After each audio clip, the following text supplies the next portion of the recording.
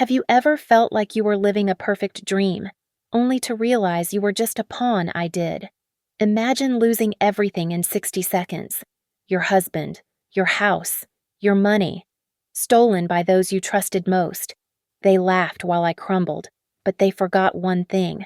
When you're pushed to the end, with nothing left to lose, you find the strength to burn their entire world down. My name is Alara, and for 32 years, I thought I understood my life. Tonight, I was proven wrong.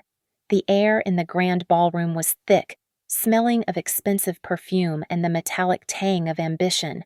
I stood near the towering ice sculpture one I had personally approved in the center of the lavish room.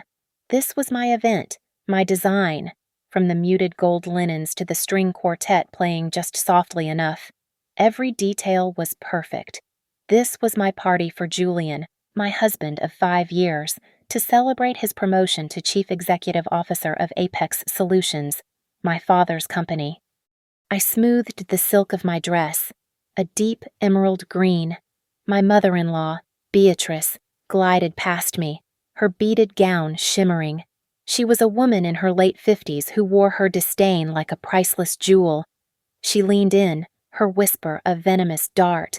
"Trying so hard, darling," she breathed, her smile never reaching her eyes.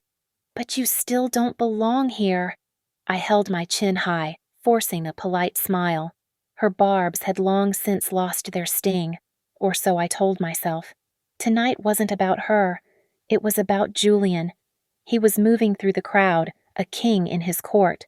At 35, Julian, in his custom-tailored suit, was the very picture of success. He finally reached the small stage at the front of the room, tapping the microphone. The room quieted. I felt a swell of pride so intense it almost took my breath away. That was my husband. We had done this. He thanked the board, his voice smooth and confident. He charmed them with a practiced joke. And then, his eyes found mine across the room. I smiled, my heart beating a frantic rhythm against my ribs. "And I also want to thank Ilara," he said. The smile froze on my face. His voice was wrong. It was flat, cold. It was the voice of a stranger. "For showing me exactly what I don't want in my life." A collective gasp sucked the air from the room. The silence that followed was absolute, a physical weight pressing down on me. I thought I must have misheard. This was a joke. A terrible, cruel joke. "I filed for divorce this morning," Julian announced to the silent crowd. My legs went weak. I gripped the edge of a nearby table. Divorce. The word echoed in the crushing quiet. And then I saw movement. Sasha, my best friend, my closest confidant for 10 years, the woman who held my hand when my father died. Sasha, our company lawyer, was walking onto the stage. She was 30 years old, and she was glowing. She slipped her hand into Julian's. "And we," Julian continued, his arm wrapping around Sasha's waist as he pulled her close, "are thrilled to announce that we are expecting our first child." Sasha placed a hand on her stomach, smiling up at him. My best friend, my husband, a baby. I couldn't breathe. The room began to spin, but the nightmare wasn't over. Beatrice, who had been standing near the stage, showed no sign of surprise. A look of triumphant, venomous joy spread across her face. She strode forward, snatching the microphone from Julian's hand. She laughed, a harsh, crow-like sound that echoed through the ballroom. "Finally," she boomed, "my son has finally thrown off his burden." Her eyes, cold and victorious, locked onto mine. "Run home, Cinderella," she sneered. "Midnight has struck." I stood there, frozen, a statue in an emerald green dress. Every eye in Boston's elite, hundreds of pairs of eyes, was on me. Some held a flicker of pity. Most held a sick, fascinated amusement. I was a spectacle. The music had stopped. The only sound was the blood rushing in my ears. I had just been publicly, surgically, and completely humiliated. I don't remember running. I just remember the icy blast of the November air hitting my tear-soaked face as I burst through the hotel's main doors. The city lights of Boston were a painful, glittering blur. My first instinct was to go home. I needed to get away, to hide, to pretend the last 30 minutes never happened. I fumbled for my phone to call a car, my fingers shaking so badly I almost dropped it. The screen lit up. No service. I frowned, wiping my eyes. That was impossible. I had full bars inside. I tried again, toggling the settings. Nothing. It wasn't a glitch. A cold dread, sharper than the wind, began to seep into my panic. They had cut my phone. It wasn't a spontaneous humiliation. It was a coordinated attack. My breath hitched. Money. I needed money. I ran, my heels sinking slightly into the patches of grass as I cut across the park toward the 24-hour bank ATM 2 blocks away. The lobby was empty, fluorescent lights humming. I jammed my debit card into the slot, punched in my PIN, and requested a withdrawal. Transaction denied. I tried again. Denied.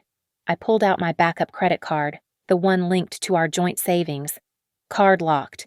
Julian had done this. He had systematically, meticulously, cut every wire. He had frozen every joint account, locked every card.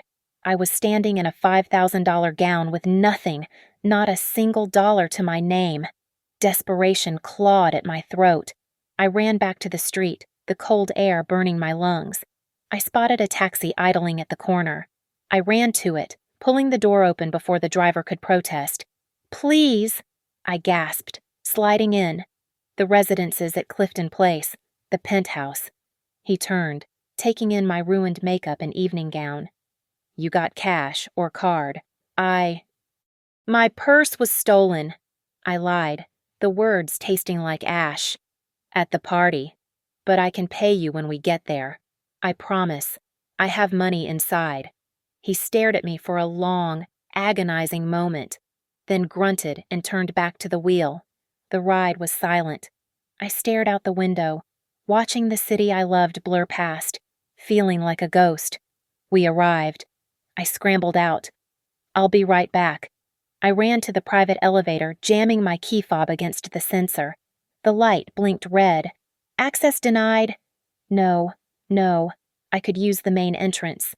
I ran through the lobby, ignoring the doorman's confused look, and took the service elevator to the penthouse floor. I rushed to our front door, my heavy oak door. I jammed my house key into the lock. It didn't turn. It didn't even go in all the way. They had changed the locks. "No," I shouted, the sound small and pathetic. I pounded on the door with the side of my fist. "Julian, let me in." "Julian." The door swung open. Beatrice stood there, still in her shimmering party dress, a fresh glass of champagne in her hand. She looked completely unbothered, almost bored. She took a slow sip. "Can I help you?" she asked, her voice dripping with mock politeness. "This is my home," I choked out, tears of rage and humiliation streaming down my face. A voice said. Julian appeared behind her, his suit jacket gone, his arm slung possessively around Sasha, who was now wearing one of his robes. "Security will escort you out if you don't leave voluntarily, Ilara." "My things," I whispered. "My clothes. My laptop."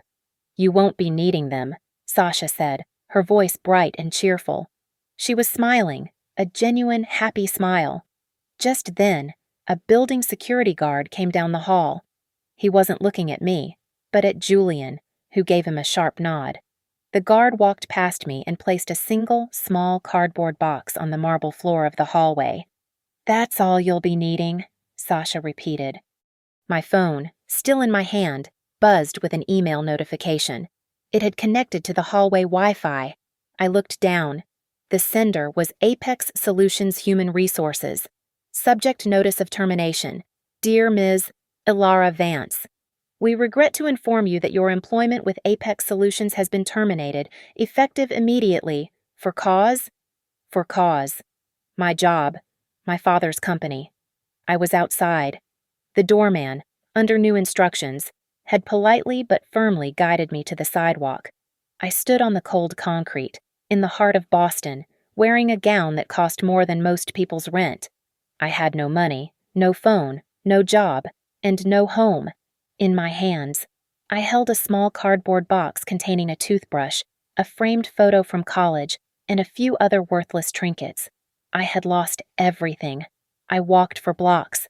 I do not know how many. My feet, in their thin, useless party shoes, were screaming, and the bitter November wind cut through the silk of my gown like it was tissue paper. I found a small, empty park and collapsed onto a freezing iron bench, pulling my knees to my chest. The box of my former life sat beside me. The shock had frozen my tears. I was just numb, shaking uncontrollably as I stared at the dark Boston skyline. Julian, Sasha, Beatrice. The words looped in my mind. A cruel rhythm. I fumbled with the clasp of my tiny evening clutch. It was meant to hold lipstick and perhaps a credit card for show. I turned it upside down, dumping the contents onto my lap. A tube of smeared lipstick, a powdered compact, my inert phone, and a single coin. 1 quarter. It gleamed in the dim park light. 25 cents. It was the only money I had in the world. I looked up. Across the street, under a flickering streetlight, stood a metal and glass dinosaur, a public telephone booth. It was a miracle it still existed. I picked up my box, my legs stiff, and crossed the empty street. The air inside the booth was cold and smelled metallic. I lifted the heavy plastic receiver, the cord tangled and stiff. My fingers, white and numb, pushed the 25 cents into the slot. The machine hummed. Ready. There was only one number I knew by heart that was not on my dead cell phone. A number from deep in my childhood, memorized by rote. A number my father had subtly discouraged me from ever using. A number I had promised myself. After my mother died and the rift became a canyon, I would never call. I punched the 10 digits. The line clicked. It began to ring. A distant, hollow sound. Once. Twice. I expected a disconnect. A machine. On the 5th ring, the ringing stopped. A sharp click. Who is this? The voice was female, deep, and absolutely level. It was not a question. It was a demand. It was a voice accustomed to being in control, a voice that did not waste time. The sound of it shattered my numbness. A raw sob tore from my throat. Aunt Matilda. I choked out, the name feeling foreign on my tongue. It is me. Ilara. The silence on the other end was absolute. It stretched for 5 seconds, then 10. I could hear nothing, not even breathing. I thought she had hung up. It is Ilara Vance, I rushed to say, desperate. They took everything. Julian, the party, he announced he was divorcing me, with Sasha. They are having a baby. Beatrice. She kicked me out. They locked the doors. They cut my phone. They took my job. I am on the street. Another long, assessing pause. I could visualize her, standing in a room I had never seen, processing my hysteria. Where are you? Her voice was unchanged, not warm, not cold, just factual.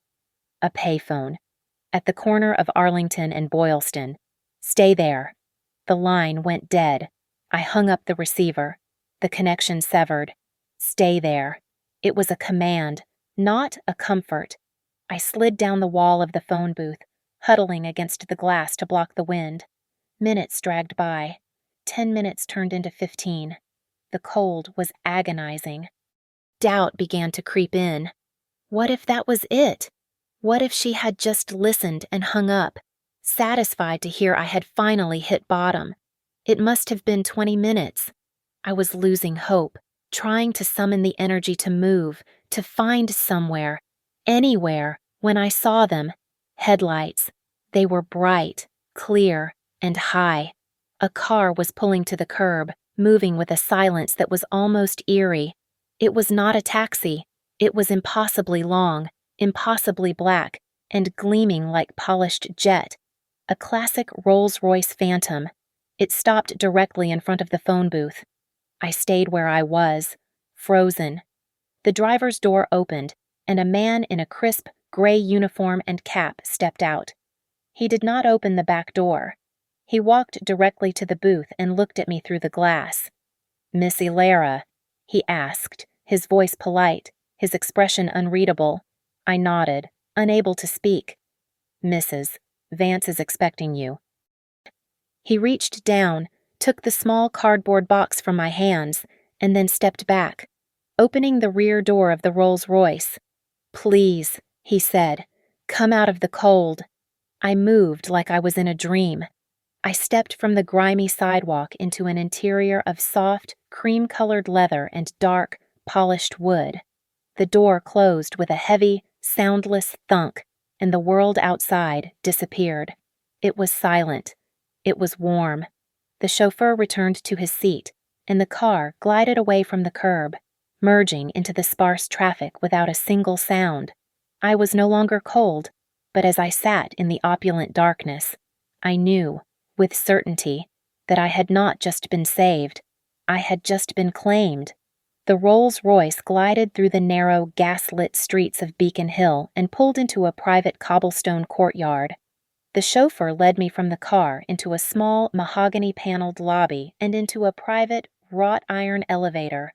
The ride was silent and smooth. We opened directly into an apartment that seemed to occupy the entire top floor of the building. It was not a home. It was a library, or a museum. Floor-to-ceiling bookshelves lined every wall, broken only by massive canvases of modern art I vaguely recognized as priceless. And beyond that, through a wall of glass, the entire city of Boston glittered like a carpet of fallen stars. A woman stood at the window, her back to me. She was tall, rail-thin, and wore a simple black cashmere turtleneck and trousers. She did not turn when I entered. "Take off the dress. Elara," she said. Her voice was the same as on the phone, deep, clear, and devoid of emotion. "There is a robe on the chair. There is also tea. You are shivering." I looked down at the emerald green silk, now stained and rumpled. I felt ridiculous. I quietly changed into the plush, heavy robe. I picked up the porcelain cup of tea, my hands still shaking so much the cup rattled against the saucer. The woman turned. She was 70, perhaps older, with a sharp face and piercing gray eyes that missed nothing. Her white hair was pulled back in a severe, elegant knot. This was Matilda Vance, my mother's best friend. "You look just like her," Matilda said, her eyes scanning my face. "And you are just as naive." "I did not know who else to call," I whispered, the hot tea burning my throat. "I know," she said. "You called the one person Julian and your father could never track." She motioned to a chair. "Sit." I sat. She remained standing, a predator in her own home. "Aunt Matilda," I began, my voice cracking. Why did you stop speaking after she got sick?" "We did not stop speaking," Matilda said, cutting me off. The words were sharp, like ice. "I was barred from the hospital, by your father, and by his new protege, Julian." I stared at her. Why? Matilda walked to a shelf and ran a long finger along the spine of a book. "Because your mother was starting to remember what they had done. The illness was convenient." A new, colder fear settled over me. "What are you talking about, Apex Solutions?" she said. "The story you were told is a lie. Your father did not found that company alone." She turned, her eyes holding mine. Apex was built on a single revolutionary algorithm, a piece of code that could predict market fluctuations with 99% accuracy. Your father did not write it. I did. And your mother. The room tilted. "What?" "We were partners, the three of us.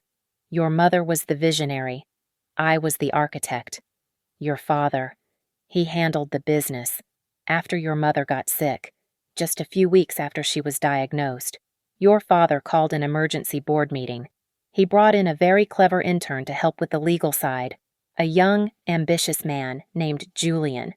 She let the name hang in the air. Together, they restructured the company. They used a series of legal loopholes I was too busy trying to see your mother to notice. By the time she passed away, they had used my absence to dissolve the original partnership agreement and legally erase my name from the company I built. I lost everything. I was dizzy. But my father, he loved her. He would not.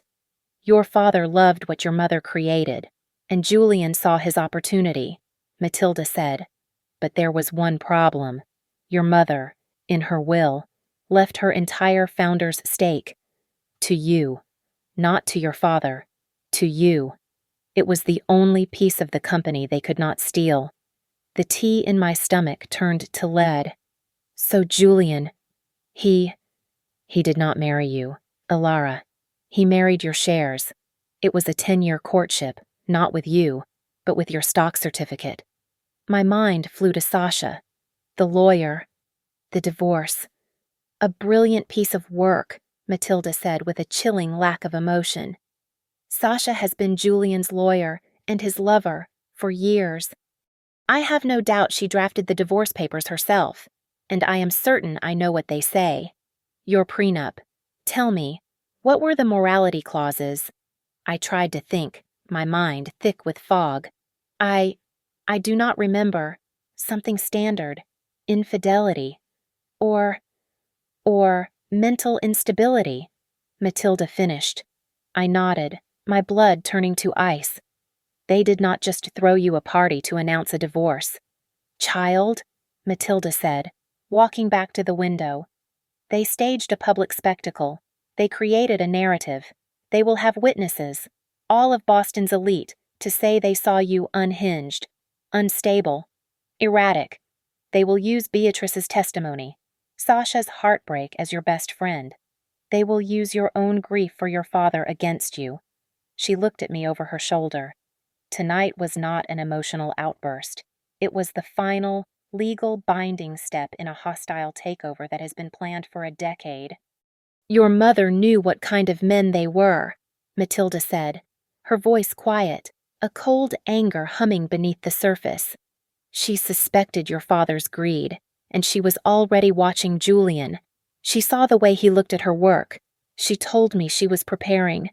Preparing for what? I asked, my voice hoarse. She was sick. She was sick, Matilda agreed. But she was not weak. She was a fortress. Matilda walked to a heavy oak desk and unlocked a small, intricate drawer. She produced a single old-fashioned brass key on a simple leather fob. Your mother had a place, Matilda said, dropping the key into my hand. It was cold and heavy.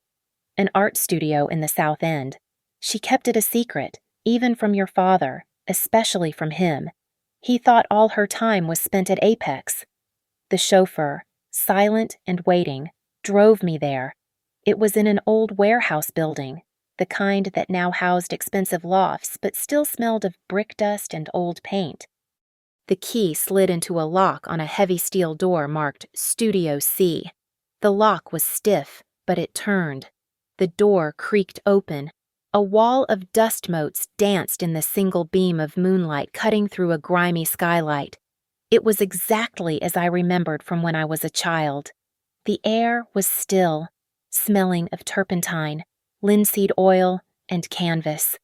Everything was draped in white sheets, silent ghosts in the darkness. My mother's easel stood in the center, a large, shrouded form. She had died over 10 years ago, but this room was a time capsule, preserved perfectly, untouched. I walked to the center of the room. A large oil painting, the one she was working on when she got sick, was propped on a separate stand, uncovered. It was a chaotic, beautiful seascape, dark, churning waves of blue and black, with a single bright sliver of light on the horizon. My fingers traced the thick, dried paint. I remembered her standing here, brush in hand, staring at it. The truth is always beneath the surface. Alara, she had told me, her voice already growing weaker. You just have to know where to look. Beneath the surface, I looked at the wall behind the easel. It was just plaster, but the painting on the stand was hiding the wall behind it. It was a large canvas, at least 4 feet by 5. I grabbed the edge of the heavy wooden frame. I pulled it away from the wall. A square, dark metal door was set into the plaster, a wall safe. I had no idea what the combination could be. I stared at it, my heart hammering. I tried my birthday. Nothing. My mother's birthday. Nothing. The date Apex was founded. The lock clicked open. I pulled the heavy door. Inside, there were no jewels, no cash, no stacks of bonds. There was only a single metallic object, an old beige external server, the kind from the early 2000s. It was obsolete, heavy, and covered in a fine layer of dust. By the time I returned to Beacon Hill, the sun was a rumor of gray light in the sky. Matilda was waiting, a fresh pot of coffee brewing. She did not ask if I had found it. She simply cleared her desk, pulling out a tangled mass of cables and adapters. I held on to some of the old tech, she murmured, just in case. I am a user interface designer. I build worlds behind glass, but my mother built the foundations. My fingers, steady for the first time in 12 hours, found the right ports. I plugged it in. We held our breath. After a moment, a fan whirred to life, a ghostly sigh. A simple, text-based directory appeared on Matilda's laptop screen. It was her true legacy. Files, thousands of them. And at the top, a single folder, Apex Original. My hands were shaking again. I clicked it. It was there. The code. The original. Beautiful. Perfect source code for the algorithm. My mother's work. Matilda's work. Untouched, clean, and bearing their digital signatures. Julian's name was nowhere near it. This is it, Matilda whispered, her hand gripping the edge of the desk. This is the proof. There is more, I said, my voice barely audible. One other file sat in the main directory. It was not in a folder. It was a video file, titled simply Insurance. I double-clicked. The screen flickered. It was a screen recording, dated 10 years ago, 3 days before my mother was admitted to the hospital for the last time. The video showed my mother's desktop. A window was open, showing the source code. Then, a mouse cursor not hers moved. It began to select, drag, and copy the entire Apex Original folder. It dragged the folder into a new, external USB drive. Then, a reflection appeared.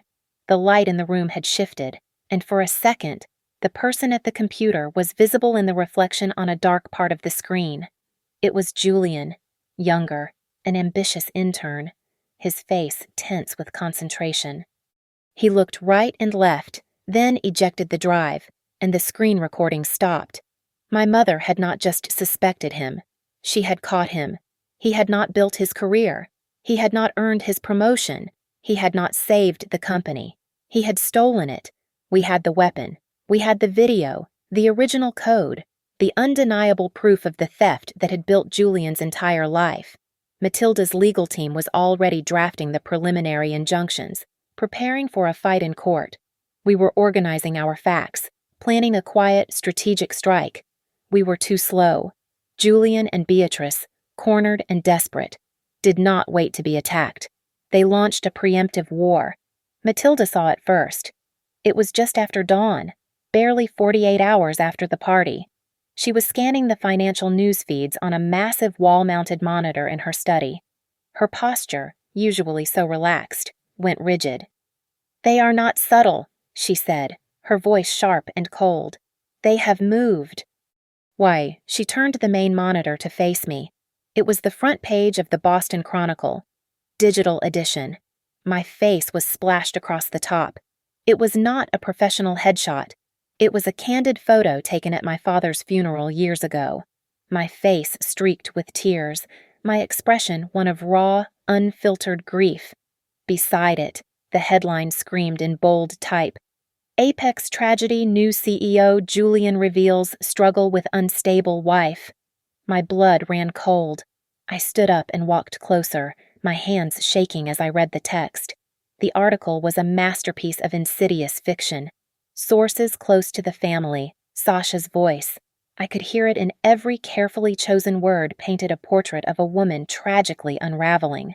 It claimed that following my mother's death over a decade ago, I had struggled with deep-seated psychological issues. It described my marriage to Julian as his noble attempt to heal me.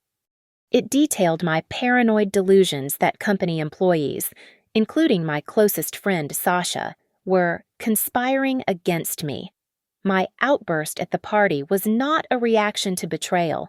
It was the final public evidence of a total mental collapse. My jealousy of Julian and Sasha was not justified. It was pathological. My firing, the article explained, was a heartbreaking but necessary step taken by Julian to protect the integrity of Apex Solutions from my erratic performance and disruptive internal behavior. They had taken my deepest, most private pain, my grief for my mother, and twisted it, weaponized it, and served it up to the entire city for breakfast. I was not the victim. I was the villain. It was not just the Chronicle. The story was a virus. Matilda's screen split into 6, then 12 panels, all showing different feeds. Tech bloggers, financial news sites, local gossip columns. They were all repeating the same narrative. Apex Solutions stock waivers amidst personal turmoil. Julian Kincaid's brave stand. Sources say Ilara Vance refused help. My entire professional and personal life was being redefined in real time. My reputation as a top-tier designer was gone, replaced by the image of a crazy, vindictive ex-wife. Then came the social execution. On the new, secure laptop Matilda had given me, I logged into my social media accounts. The flood of confused, worried messages from friends had stopped. In their place was a chilling silence. Then I saw the numbers. My friend lists were shrinking. Colleagues I had worked with for 5 years, women I had mentored, people I had hosted in my home, they were quietly, efficiently blocking me. They were scrubbing their association with me, saving their own careers at Apex by aligning with the new king. I was completely, socially isolated. The final devastating blow came from the television. Beatrice. She had agreed to an exclusive, reluctant interview with a local morning show host. She was magnificent. She wore simple black, her face a mask of weary maternal concern. She dabbed at dry eyes with a silk handkerchief. "We love Ilara," she whispered, her voice cracking perfectly on cue. "Julian has done everything. He has given everything to try and save her." She looked directly into the camera, a tear finally escaping. "This instability. It is aggressive. It is not her fault. We are just trying to get her the help she needs before she hurts herself or anyone else." She took a shaky breath, the picture of a tormented saint. We pray for her recovery." I watched the clip, numb. I looked at the server sitting on Matilda's desk, the truth. Hard and real. It did not matter. They had not just stolen my company and my husband. They were systematically destroying my credibility. They were building a public defense of insanity, ensuring that when I finally presented this evidence, no one would believe me. I would just be the unstable wife, lashing out with fabricated proof. I looked at Matilda. Her face was like granite. "This is not a lawsuit," I said, my voice hollow. "This is information warfare, and we just lost the first battle." "They are fighting a war of opinion," Matilda said, clicking off the television feed of Beatrice's crocodile tears. She turned, her face impassive. "We will not engage on that battlefield. It is crude, and they have the advantage of having no shame. We will fight a different war." "How?" I asked, feeling hopeless. "They've already painted me as a lunatic. The truth is worthless if it comes from me." We do not attack their story. We attack their foundation, Matilda said. She walked to her desk and picked up an encrypted phone. Julian is cunning, I will give him that, but Beatrice is arrogant. And arrogance always has a price. Arrogance gets sloppy. She made a single call. Her words were brief and precise. Focus on the mother, not Julian. I want everything. I want her bank statements, her credit lines, her social calendar. I want to know where she bought her shoes and how she paid for them. Dig. She hung up. Now, we wait. The waiting was the hardest part. For 3 days, I stayed in the penthouse, a ghost in a palace, while the digital world continued to carve me to pieces. Matilda acted as if none of it was happening. She had me work with her, analyzing her own investment portfolios, teaching me her methods. Do not be idle, she commanded. Grief is a luxury. We are at work. On the 4th morning, a sleek, encrypted file appeared on her desktop. Ah, she said, a thin, satisfied smile touching her lips. Here we are. She opened the file, and a life began to unspool on the screen. It was Beatrice's. The first report from Matilda's investigators was concise. Beatrice Kincaid, née Beatrice O'Malley. Father was a dock worker. Mother was a seamstress. I stared.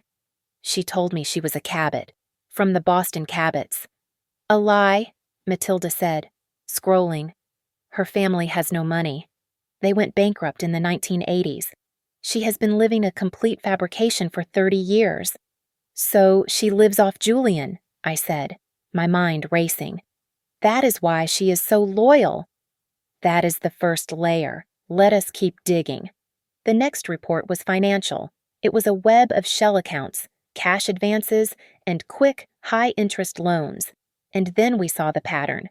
Regular, massive withdrawals, all in cash, all near one location, Atlantic City. She is not just a social climber, Matilda whispered, her eyes wide with a hunter's focus. She is a gambler.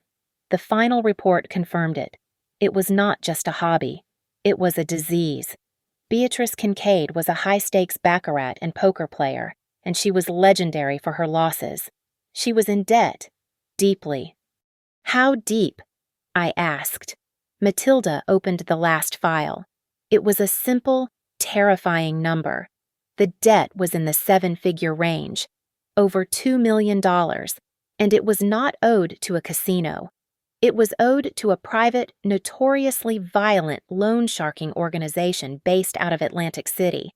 We looked at the final piece of data, the due date. The final payment for the entire principal was past due. It had been due 3 days ago, the day of the party. A sick, horrifying understanding dawned on me. Oh my God, I breathed. They were not celebrating a promotion. No, Matilda said. They were celebrating a bailout. Julian's frantic, hostile takeover was not about long-term ambition. It was not about greed for the company. It was a desperate, panicked attempt to get his hands on the only liquid asset available, my shares. He had to liquidate my stake in Apex immediately to pay off his mother's debt before whatever those people did to clients who missed their payments. This entire thing, I said, my voice shaking. The public humiliation, the locked accounts, the instability clause. It was all to get my signature or my shares by that deadline. The party. Beatrice. Her venom. Her triumphant laugh. Run home. Cinderella. Midnight has struck. I saw it now. It was not just the cruelty of a woman who hated me. It was the hysterical, bubbling, sheer relief of a woman who had been staring down a gun for months. A woman who had just watched her son publicly execute a plan to save her life. Julian did not just want the company. He needed it. He needed my money. And he needed it now. Matilda closed the file. Her face was calm, but her eyes were lethal. They have made a fatal error, she said. They have shown us what they are afraid of. They had attacked me with lies about my sanity, but we had found their truth. Their weakness was not a character flaw. It was a $2 million time bomb. We did not need to fight their greed. We needed to light the fuse on their fear. We will not use the information about her debt, I told Matilda. Not directly. We will not contact her loan sharks. We will let her do the work for us. A poisoned well, Matilda said, a flicker of approval in her eyes. What do you suggest? Beatrice is terrified of two things right now, I said, the fog of my grief finally clearing, replaced by a cold, hard clarity. She is terrified of the men she owes money to, and she is terrified of her public image. We will use one to threaten the other. Matilda understood immediately. She did not make calls. She planted a seed. She used one of her many contacts, a former financial journalist, to leak a rumor into the high-stakes, high-gossip world of underground poker. The rumor was simple, and deadly Alara Vance, the unstable wife, had become so unhinged she was now talking to the Federal Bureau of Investigation. She was babbling about massive, unexplained financial irregularities at Apex Solutions, specifically large, off-the-books cash transfers.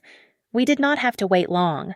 The rumor, planted in Atlantic City, would have reached Beatrice in Boston within hours. It was a perfectly crafted trap. She would not think I knew about her gambling. She would assume, in her arrogance, that in my own financial investigation, I had stumbled upon the very cash payments Julian had been making to save her. She would be terrified that the Bureau's investigation would lead them right to her loan sharks, and those men, she knew, would not react well to federal attention. The call came to Matilda's private line less than 24 hours later. It was Beatrice. Her voice was a strained, thin wire. She demanded a meeting. Just us, she had insisted. No lawyers, just woman to woman. We chose a small, quiet cafe in a part of town she would never visit. I was there first, sitting at a corner table, dressed in a simple cashmere sweater and trousers provided by Matilda. I felt 1,000 years old.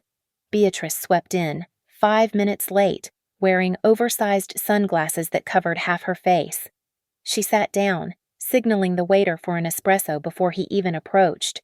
She was trying to project power, but her hands, gripping her $1,000 bag in her lap, were trembling. She took off the glasses. Her eyes were bloodshot. "Exactly what do you want?" "Alara," she hissed, keeping her voice low. "Money. I said nothing. I just watched her." "Is that what this is?" She pushed, her voice cracking slightly. "A shakedown you went to the police." "You tell me," I said, my voice as calm and even as the surface of the tea in my cup.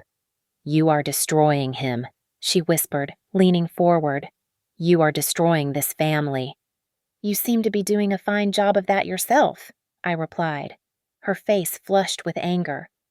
This was not going her way. She was here to negotiate with a victim, not face an equal. She reached into her purse and pulled out a personal checkbook. She scribbled frantically, her pen tearing the paper slightly. She ripped the check out and slid it across the table. $50,000, she said, her voice tight. "That is what I have right now. Take it, and go away. Go to Europe, go to hell.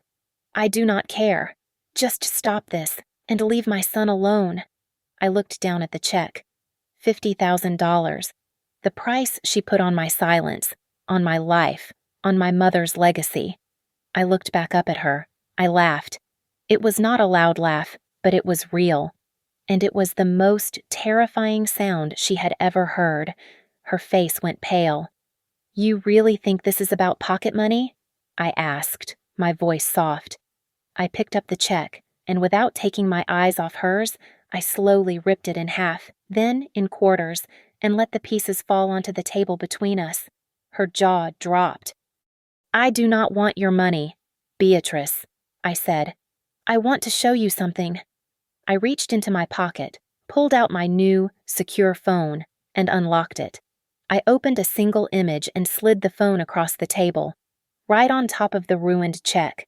She looked down, her brow furrowed in confusion. "What is this? Some kind of Computer nonsense I do not understand. No, I said, leaning in. You do not understand technology, but you understand history. You understand the story. You know the official company legend, the one you and Julian created, the one where Julian, the brilliant intern, found and polished my mother's lost code. Her eyes darted from the screen back to my face. The panic was rising again. But this was different. This was not fear of thugs. This was a deeper, colder dread.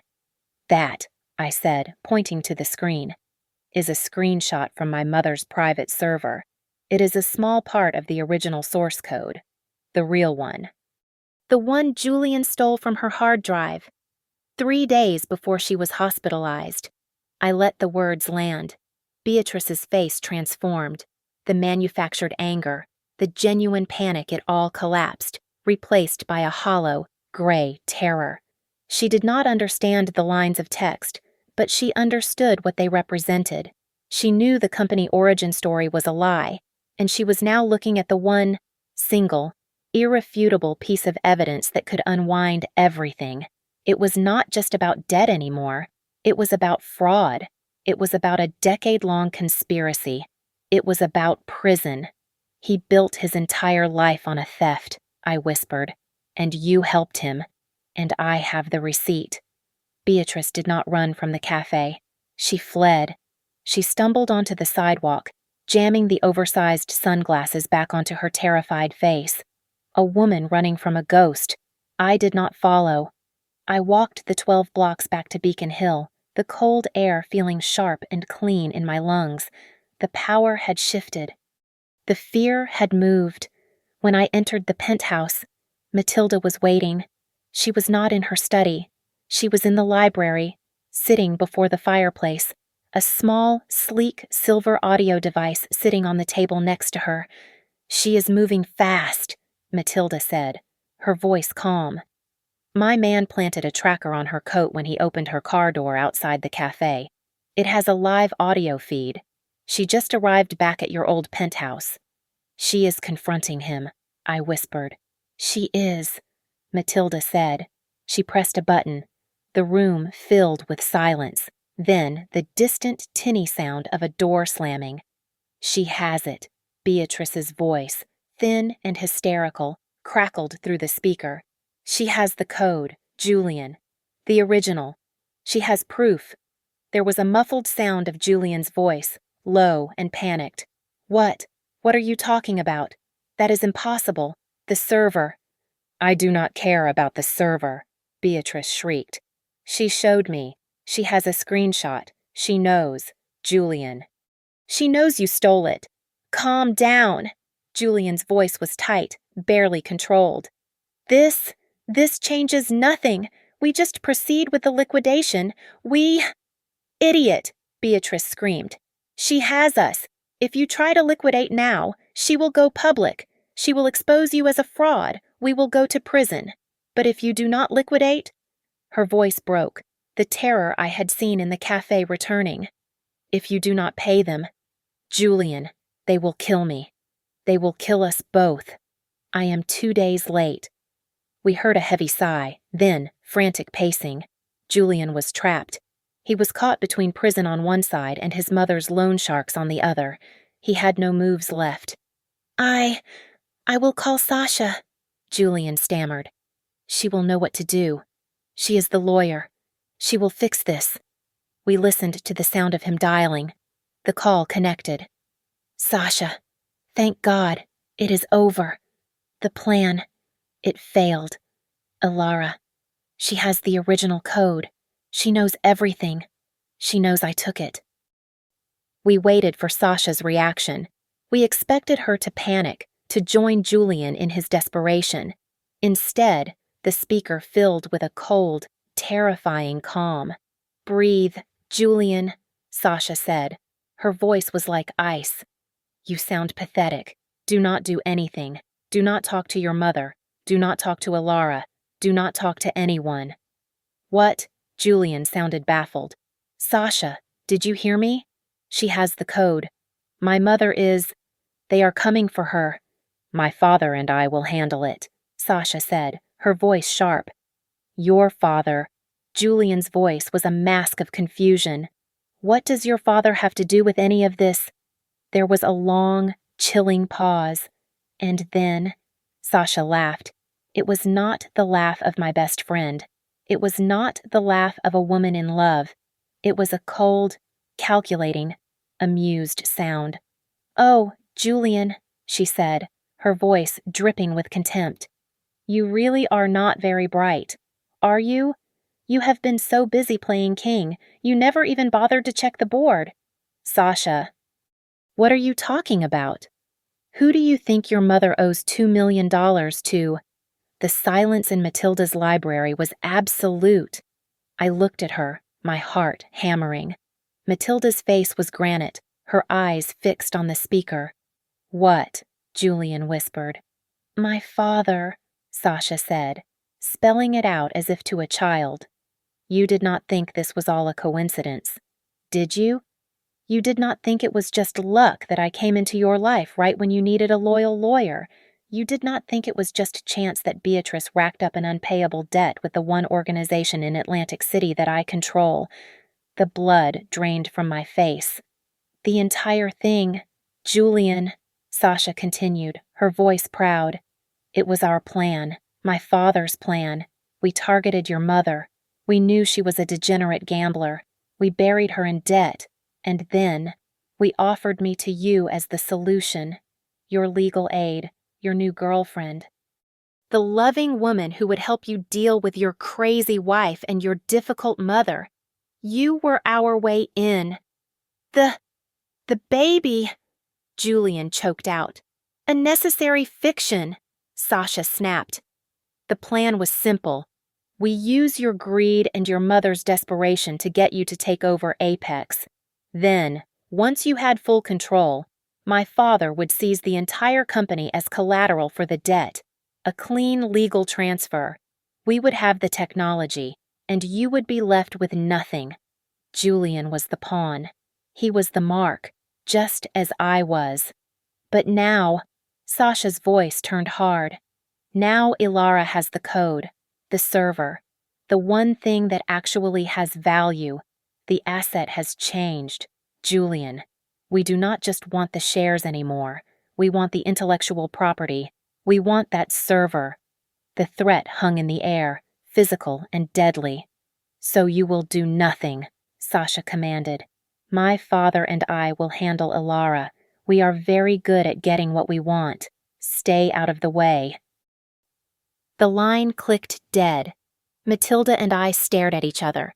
The game had changed. This was no longer about money or a company. We were not dealing with a cheating husband and an arrogant socialite. We were dealing with organized crime.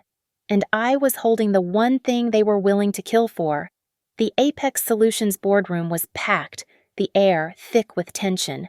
Julian had called this emergency shareholder meeting to strong-arm them into liquidating the company, citing my instability as a risk to their assets.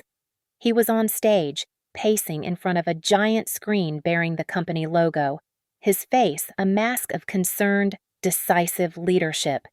And that is why, he said, his voice ringing with false sincerity, to protect the integrity of this company, to safeguard our assets from these unfortunate internal disruptions, we must vote to restructure. I watched from the shadows at the back. He was talking about me. He was painting me as a corporate threat that needed to be surgically removed. In the front row, Beatrice sat, her face chalk white, her hands gripping the armrests. She was not acting. She was terrified. The heavy oak doors at the back of the auditorium swung open with a bang. Every head turned. I walked in, my heels clicking on the marble floor. Matilda was beside me, holding a single crisp share certificate in her hand, her ticket to the show. Julian froze. His carefully constructed mask twitched with raw fury. "Security!" he snapped, pointing at me. "Get her out of here! Now!" "I apologize for the interruption, Julian," I said, my voice strong and clear, carrying easily to every corner of the silent room. But I think the shareholders, the people you are asking to dissolve this company, should know exactly who they are entrusting their futures to." 2 security guards started moving toward me, their faces grim. "She is trespassing!" Julian yelled, his voice cracking. "She is unstable. Remove her before you do," I said, holding up a small black USB drive. "You might want to see this." I walked past the stunned guards, straight onto the stage. Julian looked at me, his eyes wide with panic. Before he could move, I plugged the drive into the presentation laptop. I clicked a single file. The projector whirred. The massive screen behind Julian flickered, and the Apex logo was replaced. It was my mother's video. The 10-year-old screen recording. The grainy, undeniable footage of a younger Julian, his face tense, glancing over his shoulder before dragging the Apex original folder, stealing my mother's work. A collective, horrified gasp filled the room. The shareholders were on their feet. Julian, his face draining of all color, lunged for the laptop. "No, that is a fake. It is edited. It is a deep fake. I told you she was unstable. She fabricated it." But before his words could settle, the doors at the back burst open again. This time, it was Sasha, and with her, a large, stone-faced man who radiated menace, flanked by 2 men who looked like retired mercenaries. This was her father. Sasha, realizing her leverage was evaporating, stormed down the aisle. She was not going to let her prize slip away. She snatched a microphone from the podium, her face a mask of righteous fury. "He is right about one thing," she shouted, pointing a finger at a stunned Julian. "It is a lie, but he is the thief."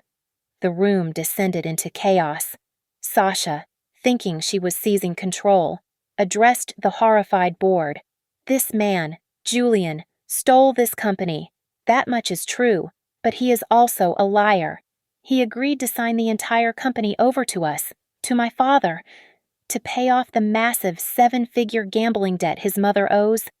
It was the final pin." Beatrice, who had been frozen in terror, leaped to her feet, her carefully crafted image shattering. "You liars!" she shrieked, pointing a trembling finger at Sasha. "You set me up. You trapped me, Julian. Tell them how they trapped us." Every eye in the room swiveled to Julian.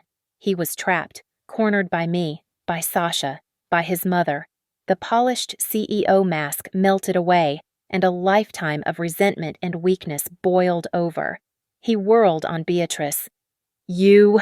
he roared, his voice cracking, spittle flying from his lips. "This is all your fault. If you were not such a pathetic degenerate, if you could just stop gambling for 1 second, I would not have had to do any of this." It was a full confession. The room exploded.